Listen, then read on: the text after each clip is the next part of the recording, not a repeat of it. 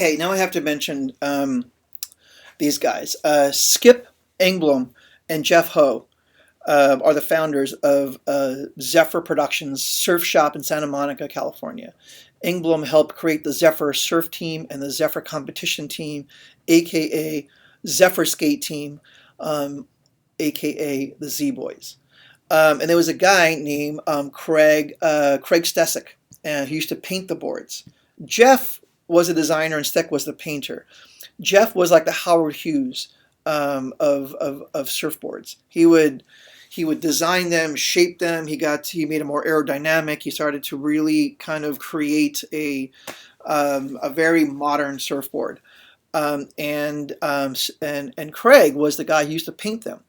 And around again, we were saying, like, there was a lot of graffiti art, and the cars at the time were like lowriders. So there was a lot of graffiti art that came again very kind of gang related kind of art, lowriders and these stencils around town, like locals only stencils around town. So Craig would actually airbrush the surfboards to mimic that look. That's where a lot of that artwork comes from, was what was kind of around the culture around him.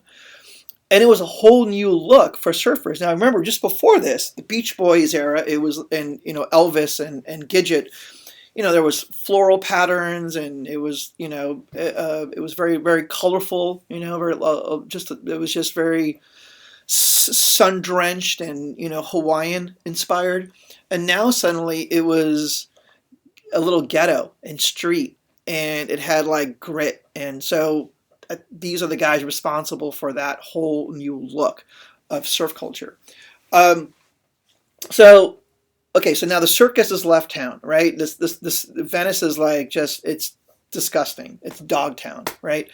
And it was like these giant relics of an old bygone era were now all over town. And the Zephyr team, the Zephyr crew, were considered the best of the rebels, like, the most most talented misfits around. So if you were part of the Zephyr team, you were an elite group. Like, you were like the coolest kids on the block. It was, you were another level of badass. Um, Surfing in general is a morning activity. In the Pacific Ocean near Santa Monica, Venice, the wind kicks up in the afternoon and the waves are choppy and thus harder to surf. So you can really only surf in the morning. Dawn patrol. If you've heard of dawn patrol, that's what that means. Um, so all these surfers would surf in the morning and then didn't really know what to do after that.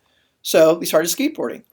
And they would skate down this hill in Santa Monica, which is still there, called Bicknell. It's a long hill that goes straight into the parking lot by the ocean, right in front of the beach. And from the top of the hill going down, you can see the water.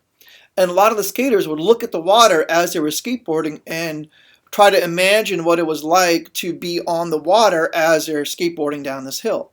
And at the time, there was this surfer named Larry Bertelman. And he was probably the most iconic surfer at that time. He had so much style, and so now this is something I think very important in the world of surfing. It was your style, right? You had almost like signature moves that you would do that made you the kind of surfer that you were. And one of the things that Bertelman did was he would do things like put his hand on the water as he was surfing, almost like as if he was holding on, like it was gripping the water as he kind of maneuvered his way around. And they try to mimic him on a skateboard. He had, so when skateboarders try to mimic it and they got it right, they try to put their hand on the asphalt and try to maneuver around. They would say you're doing a Burt, or say go do a Burt, and do a Burt was basically trying to mimic Larry Bertelman. And so they copied on concrete and asphalt what Bertelman was doing on the water. So as you can imagine, skateboarding, try to mimic surfing in every way, but then they try to find places that had, hills where they could actually feel like they were like riding a wave, right? And it turns out Southern California, especially schools in Southern California, had a lot of hills. And they were like asphalt waves. And these guys would basically surf in the morning, get on their boards, or right in the afternoon, probably get hurt, and boards will break. They go home, fix it, and come back and ride the next day. And that was just life in Southern California back in the day.